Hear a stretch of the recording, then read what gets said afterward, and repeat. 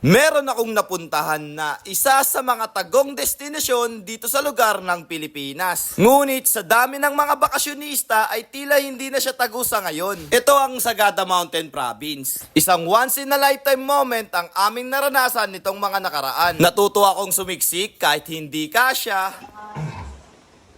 Let's go. Bye-bye. At maglakad kahit masakit na at magpatuloy kahit pagod na dahil sa dulo ng mga pagsubok sa So daan. ayun guys, nandito na tayo ngayon sa Whitestone daw, ayun sabi. Puting bato. So ayun nga, tama nga naman sinabi ni Kuya, puting bato, sabi ng watermelon. Hindi ko ano eh. Basta, Guy Diris, yun. So ayun guys, let's go.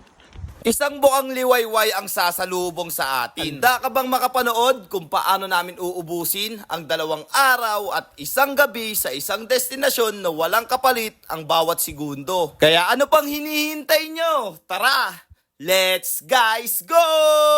Ngayong araw nga ay may nakapukaw ng aking atensyon sa Facebook. Isang car rental na nag-o-offer ng joiners at exclusive gala para sa mga stress na sa work. Kaya dali-dali akong nag-book dito sa Buno on Wheels Car Rental. Dahil naisipan kong magbakasyon. Sagad na nga ang pagod ko these past few weeks. Kaya naisipan kong magsagada. Isa sa pinaka-importanting bagay kung joiners ka o exclusive yung gala mo, dapat alam mo na experienced driver yung magmamaneho sa inyo. Dito sa Buno on Wheels Car Rental ay sobrang eksperyensado na ang kanilang driver. Bago pa man kami makapunta ng Sagada ay iba't ibang tourist destination ang sasalubong sa inyo. Nandyan ang Banawe Rice Terraces at saka itong nakabaliktad na bahay. Bukod nga sa Sagada nag-o-offer din sila ng iba pang tour. Nandyan ang Baguio na sa halagang 3,080 pesos ay meron ka ng 2 days and 1 night na bakasyon. Included na rin dito ang iyong accommodations, transportation at tour. Pero syempre, hindi kasama dyan ang foods and entrance fee sa mga pupuntahan yung tourist spot at iba pang activities. Kung sawa ka na sa Baguio, ay meron din silang Ilocos na sa halagang 3,900 ay may 2 days and 1 night ka ng bakasyon. So guys, kung magbabakasyon kayo, please do consider Buno on Wheels Car Rental sa mga pagpipilian yung mag-accommodate sa inyo. Kasi dito sa Buno on Wheels ay paniguradong puno ng saya at puno ng ligaya ang bakasyon nyo. Walang stress at higit sa lahat, hindi ka nakakabahan sa driver kung baguhan ba o hindi. Kasi halos palaging nasa Sagada yan guys, kaya sure na kabisado niya na ang daan. Narito nga pala ang ilan sa mga na-experience namin sa Sagada. Hanap ko sana sa Sagada ang relaxation, ngunit puro akyat at pagod lang ang dulot sa akin nito. Pero ito lang ang na-realize ko, hindi pala pahinga ang makakapagbalik ng sigla ko sa buhay, kundi patuloy na salubungin at harapin ng hamon ng buhay. Para kada hakbang,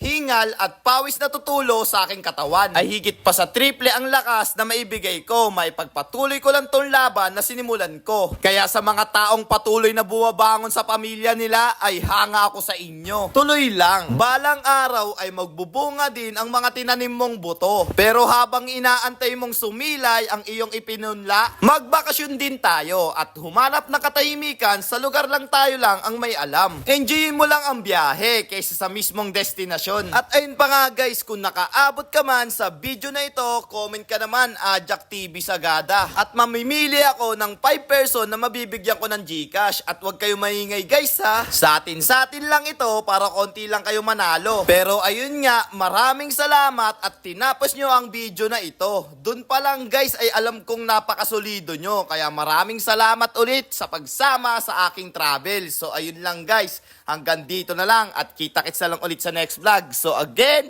this is Ajak TV. Thank you for sunshine, thank you for rain, thank you for joy. Ingat, salamat, bye-bye, ble! So ayan guys, dito naman kami nag-stop over sa Blue Soil. Tapos ang tawag naman daw dito ay Kamanotek. Yung meaning daw nito ay parang utak ng tao. Yun daw, ayun lang yun. So ito yung pakita mo tol, yung kung gaano kaganda rito. Para ka nasa ibang bansa no? Bro. Mabisa tol, maganda rin. So ang tawag dyan ay double thumbs up, may kasama pang heart at pew pew pew. So ayun guys, thank you nga pala kay Buno on Wheels. Yan di dahil sa kanya hindi kami makakapunta rito. Let's guys go.